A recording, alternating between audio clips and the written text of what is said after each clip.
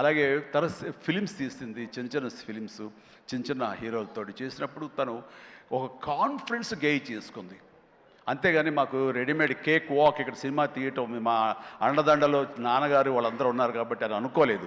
అలాగే ఎవరితోటో నువ్వు పార్ట్నర్షిప్ తోటి నాతో సినిమా చేయమంటే వాళ్ళు అన్నారు, అయ్యో అమ్మ నువ్వేమి పెట్టక్కల, నువ్వేమి రావక్కర్లేదు, సినిమా మేము చేసేస్తాము, నీ పేరు వేసేస్తాము, లాస్ట్కి వచ్చేసరికి ఇదిగో ఇంత డబ్బుని ఇచ్చేస్తామా, ఏం వర్రీ అవ్వకమ్మా అంటే అస్సలు నాకు వద్దుడని నేను వెళ్తే సినిమా చేయను, అందుకు అది బ్యానర్ పేరు నేను చెప్పను అనేసరికి అలాగే ఏమంటే కాదండి నాకు ఎక్స్పీరియన్స్ కావాలి, నేను పని చేయాలి, నేను డబ్బు పెట్టుబడి పెట్టాలి, పెట్టిన తర్వాత మంచి చెడో వచ్చే ప్రతి పైసాకి నేను తినడానికి నేను అనుభవించడానికి నాకు అర్హత ఉంటుంది కాబట్టి నేను చస్తే ఆ సినిమా చేయండి. ఆ సినిమా క్యాన్సిల్ చేసుకుంది. సో వదిలేశాను నేను.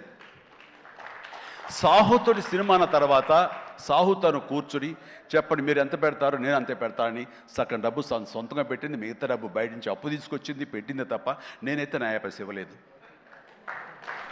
ఆ పైపెచ్చు ఇద్దరి నుంచి నాకు టైంకి కావాల్సిన రెమ్యునరేషన్ ఆయా సమయాల్లో నేను తీసుకుంటూనే ఉన్నాను తప్ప అది నేను ఇవ్వలేదు.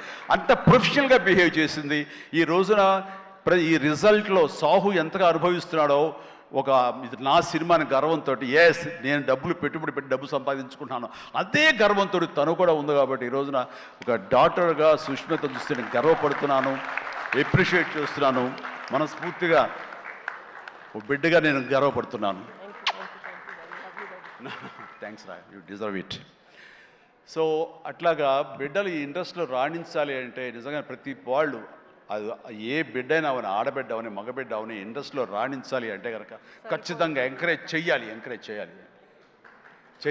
ఇది గొప్ప ఇండస్ట్రీ అండి. ఇక్కడ ఎవరైనా రాణించలేదు, ఇక్కడ ఏదైనా నెగిటివ్ పీపుల్ ఉన్నారు, ఇక్కడ మాకు ఇలాంటి బిట్టర్ ఎక్స్పీరియన్స్ జరిగినాయి అంటే కనుక అది నీ తప్పిదం అవుతుందని నేను అనుకున్న ప్రగాఢంగా నేను నమ్ముతున్నాను.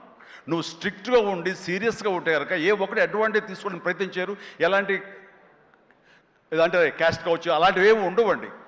నీ బిహేవియర్ బట్టి ఉంటుంది. మీకుండే అభద్రతా భావంతో ఏమో అలాగేలా ఉండాలేమో అని ఉండకూడదు. ఎస్ నువ్వు ప్రొఫెషనల్గా ఉండు, అవతల కూడా ప్రొఫెషనల్గా ఉంటారు. ఈ ఇండస్ట్రీ అనేది ఒక అద్దం లాంటిది, నువ్వేమి ఇస్తావు తిరిగి నీకు అదే వస్తుంది.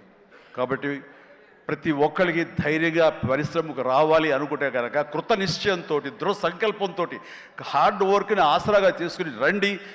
ఇది గొప్ప ఇండస్ట్రీ, మీరు అందరూ రాణిస్తారు, చేస్తారు. అది ఆడబిడ్డలు కానివ్వండి, మగవాళ్ళు కానివ్వండి, ఎవరైనా సరే. సో అది నేను వెల్కమ్ చేస్తున్నాను. దానికి ప్రత్యక్ష సాక్ష్యం సుష్మిత, అలాగే దత్తు గారి పిల్లలు స్వప్న దత్, ఇలాంటి వాళ్ళందరూ కూడా ఎంతోమంది, ఇది ప్రధానంగా ఇంత డిస్ట్రిబ్యూటర్స్ తరపునట్టు మాట్లాడిన సుప్రియ, వీళ్ళందరూ కూడా ఆ స్థాయి వాళ్ళు. అండ్ తర్వాత